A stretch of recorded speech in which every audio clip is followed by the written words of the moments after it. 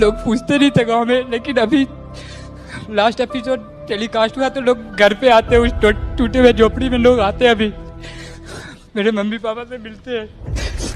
के लिए दिल के इरादे आजमाती है। मैं सबसे ज्यादा अगर कुछ मिस कर रहा तो मैं अपने मम्मी के हाथ का खाना। सपने निगाहों के पर्दों से हटाती है। हौसला मत हार, गिरकर वो मुसाफिर ठोकरे इंसान को चलना सिखलाती है। खपरेल वाला घर में जन्म हुआ है, पोसाया पलाया पढ़ाया लिखाया सब हुआ, वही घर से वो निकला हुआ है कमाने के लिए। भारत में, पूरा बिहार में, पूरा अपने गांव समाज में, प्रखंड में नाम किया है, तो अच्छा ही लग रहा है। मैंने बहुत मेहनत किया क्योंकि मैं प्रैक्टिस करता था, पेड़ पे प्रैक्टिस करता था। उस दौरान बहुत मुझे चोटें लगती थी। मेरे पास कुछ भी नहीं था कि मैं कुछ कर सकूं। मेरे घर से भी इतना प्रॉब्लम चलता था, घर पे भी पापा उतना कमाते नहीं थे कि मुझे कुछ दे सके। के दिल के इरादे आजमाती है, सपने निगाहों के पर्दों से हटाती है। हौसला मत हार, गिरकर वो मुसाफिर ठोकरे इंसान को चलना सिखलाती है। आज हम उपस्थित हैं भागलपुर जिले के गोराड़ी प्रखंड स्थित जमसी गांव, जहां से हुनरबाज आकाश के जीवन की शुरुआती संघर्ष की कहानी शुरू हुई थी और जिले को एक अलग सम्मान दिलाया, जिसे गांव के कई लोगों ने ठुकराया। इसके बाद हुनरबाज आकाश को मुंबई ने अपनाया। आज उन्हें बिहार ही नहीं बल्कि संपूर्ण देश याद कर रहे हैं। हुनरबाज देश की शान कार्यक्रम में बड़ी उपलब्धि दिलाने वाले आकाश जी का घर आप देख सकते हैं। जैसा कि आप लोग को पता है कि अभी हाल ही के हुनरबाज में हमारे भागलपुर की धरती से देश में अपना परचम लहराए हैं और आज हम उसके घर पर मौजूद हैं और इनका घर दिखाएंगे। आप कैमरामैन से निवेदन है कि ये देखिए, इतने छोटे से कस्बे से इतिहास बनाया, पूरे देश के लेवल पर अपना नाम परचम लहराया। और भी दिखाएंगे इधर, आइए कैमरामैन से निवेदन है कि इधर भी दिखाएंगे। ये आकाश की जीवनी जानेंगे। इससे पहले आप उनका रहन सहन का देखिए, किस तरीके से गरीबी को झेलते हुए अपना परचम लहराए हैं और संपूर्ण देश आज आकाश आकाश गूंज रहा है। कहते हैं कोशिश कर हल निकलेगा, आज नहीं तो कल निकलेगा। अर्जुन के बाणों सा सध, मरुस्थल से भी जल निकलेगा। पौधों को पानी से सींच, बंजर भूमि से भी फल निकलेगा। आइए सबसे पहले उनकी माता जी से बात करते हैं, जिन्होंने आकाश जैसे वीर को इस धरा पर लाए और भागलपुर के जमसी को उच्च शिखर तक पहुंचाया। आंटी जी, आप आकाश जी के कौन हुए? मम्मी हुए।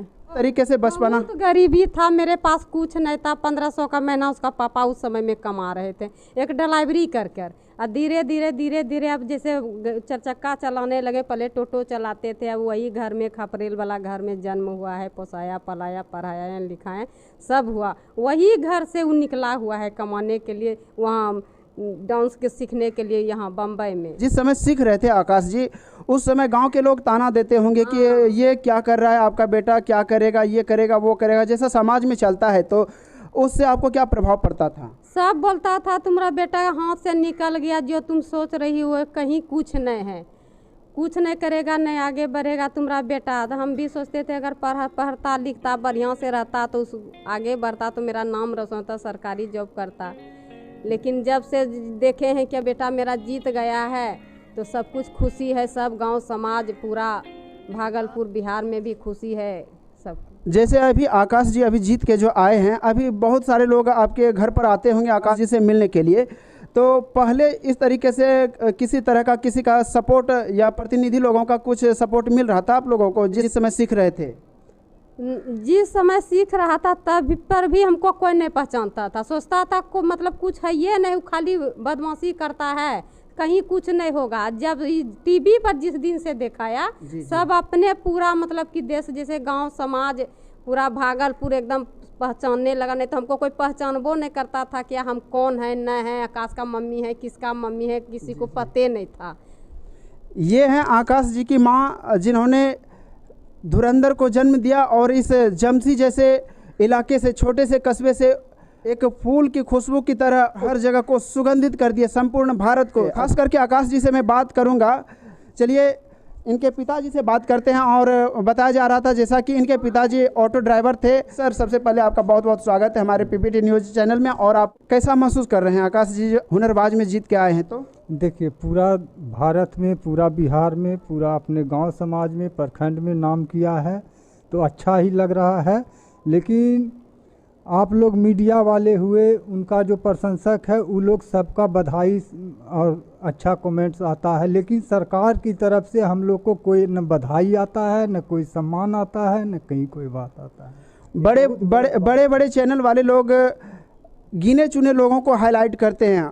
ये अभी आकाश आए हैं रियलिटी शो को जीत के, अभी इनके घर पर बड़े चैनल वाले को पहुंचना चाहिए था वो, लेकिन अभी नहीं पहुंच रहे हैं। सर उन सब बातों को नज़रअंदाज करते हुए, क्योंकि कुछ लोग जिले में नाम करते हैं तो अपने पैसे के बल पर अपने बच्चे को हाईलाइट कर देते हैं। आकाश जी जो हैं, खास करके हम बात करेंगे आकाश जी के ऊपर फोकस करेंगे। किसी के द्वारा कुछ बधाई के लिए आए हैं? कोई बधाई, कोई नेता की तरफ से कोई बधाई नहीं है, न कोई अधिकारी के तरफ से कोई बधाई है।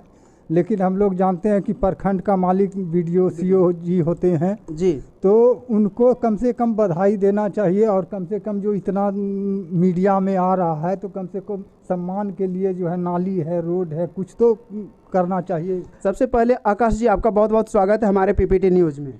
Thank you so much. आप आकाश जी ये बताइए, अब चलते हैं शुरुआती दौर से, जिस समय से आप मेहनत करना शुरू किए थे, जिस समय स्टार्टिंग किए थे उस समय का दौर सुनाइए कि किस तरीके से आपने मेहनत किया। मैंने बहुत मेहनत किया, क्योंकि मैं प्रैक्टिस करता था, पेड़ पे प्रैक्टिस करता था। उस दौरान बहुत मुझे चोटें लगती थी। मेरे पास कुछ भी नहीं था कि मैं कुछ कर सकूं। मेरे घर से भी इतना प्रॉब्लम चलता था, घर पे भी पापा उतना कमाते नहीं थे कि मुझे कुछ दे सके। तो मैं किसी तरह छोटा मोटा काम इधर भी भागलपुर में करता था, करके मैं प्रैक्टिस खुद से करता था, और धीरे धीरे करके मैं सेलेक्ट होता गया और मुंबई पहुंचा। मुंबई में भी मैं जब फर्स्ट टाइम मुंबई गया, जब मैं एक शोज़ के लिए, वहाँ पे सेलेक्ट नहीं हुआ तो फिर मैं वापस घर नहीं आया। तो बहुत प्रॉब्लम हुई मुझे मुंबई में। 4 साल में बहुत प्रॉब्लम झेला मैं, बहुत स्ट्रगल किया, और फिर जाके 4 सालों में वो स्ट्रगल ही बोलते हैं ना, स्ट्रगल ही नहीं, जो कि मेहनत नहीं करो तो कुछ नहीं मिलता। तो मैंने 4 साल बहुत मेहनत किया, जिससे मुझे अभी सक्सेस मिला। जी, जिस समय आप प्रैक्टिस करते थे भागलपुर में, तो उस समय लोग क्या कह के ताना मारते थे? ताना भी मारते होंगे, जिस समय लोग संघर्ष करते हैं ना, उसी समय लोग पीछे से ताना मारते हैं कि ये क्या करेगा, ये करेगा। इस तरीके का कुछ समस्या से सामना करना पड़ा है आपको? ऐसे बहुत सारे लोग थे जिनको अभी किसका मुंह बंद कर सकते, जिनको बोलना था वो बोलते थे, ताना मारते थे, हंसते थे, जिनको जो बोलना था वो बोलते थे, बट मुझे कोई फ़र्क नहीं पड़ता था। मुझे अपना करना था, मैं लोगों का सुनता नहीं था।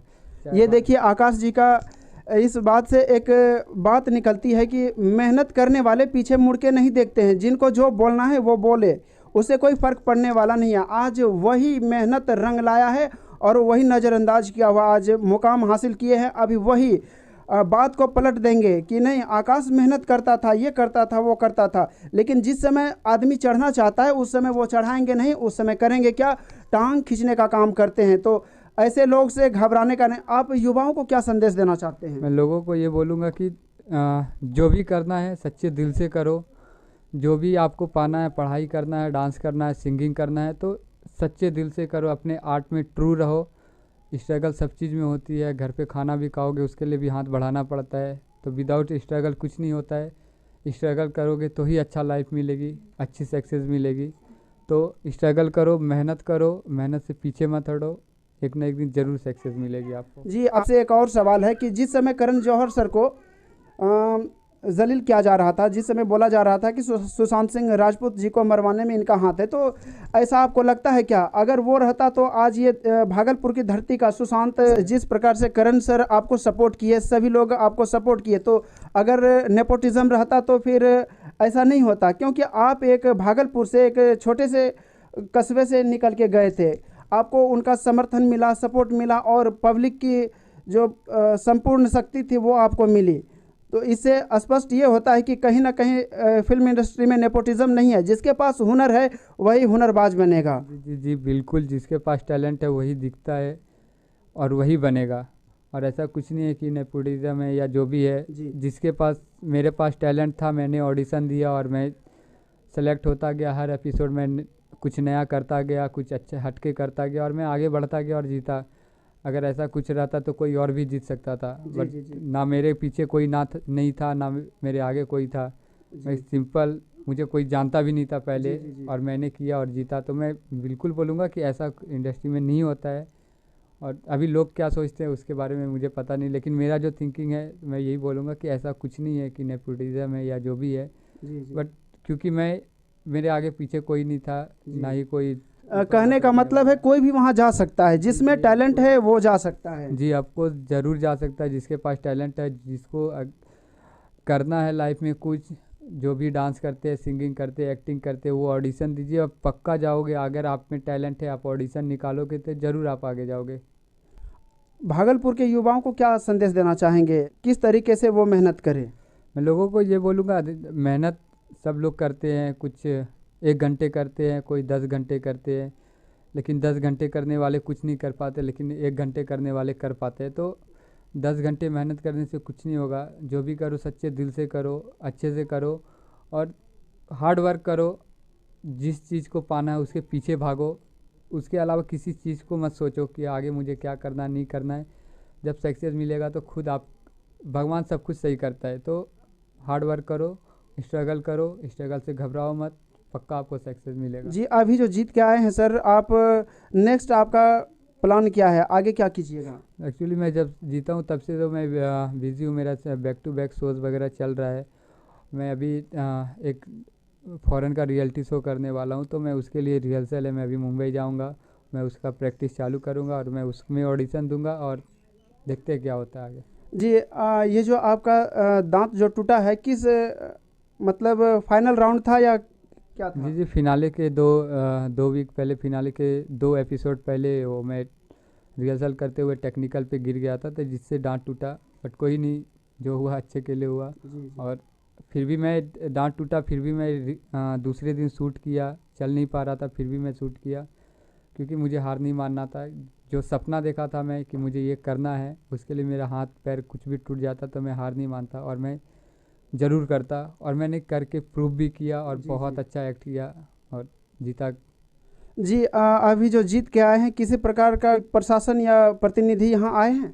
बिल्कुल नहीं, कोई भी नहीं आया, ना ही कोई प्रशासन है, ना ही कोई नेता है, ना ही कुछ मैसेज आया मुझे, ना ही कोई कॉल आया कि आपको मुबारकबाद हो या जो भी हो, कुछ भी नहीं आया मुझे। यहाँ के प्रतिनिधि को क्या कहना चाहेंगे, यहाँ के सांसद को क्या कहना चाहेंगे आप, क्योंकि सांसद को जिस प्रकार आप इस भागलपुर की धरती को संपूर्ण देश में उजागर किए, कम से कम उसको तो बधाई देने के लिए आना चाहिए था। इस विषय पर आप कुछ कहना चाहेंगे प्रतिनिधि को? मैं ऐसा कुछ नहीं बोलूँगा कि मुझे उनको बधाई देने आना चाहिए या करना चाहिए। उनका अगर मन हो, उनको अगर लगता है कि उनको जाके बधाई देना चाहिए या जो भी करना चाहिए तो ऑफकोर्स वो करे। मैं खुद चाहूँगा कि करेंगे, लेकिन मैं ऐसे सोच के तो नहीं किया था कि मैं विनर बनूंगा ताकि इनसे बधाई लूँगा। मैं अपना किया, मैं अपना कर रहा हूँ और करते रहूँगा। आप लोग अगर बधाई देना चाहते हो तो ज़रूर, मैं एक्साइटेड हूँ कि मैं आप लोग से मिलूँ, आप लोग से बधाई लूँ। ये आप लोग के ऊपर है कि आप लोग बधाई देते हो या नहीं देते हो।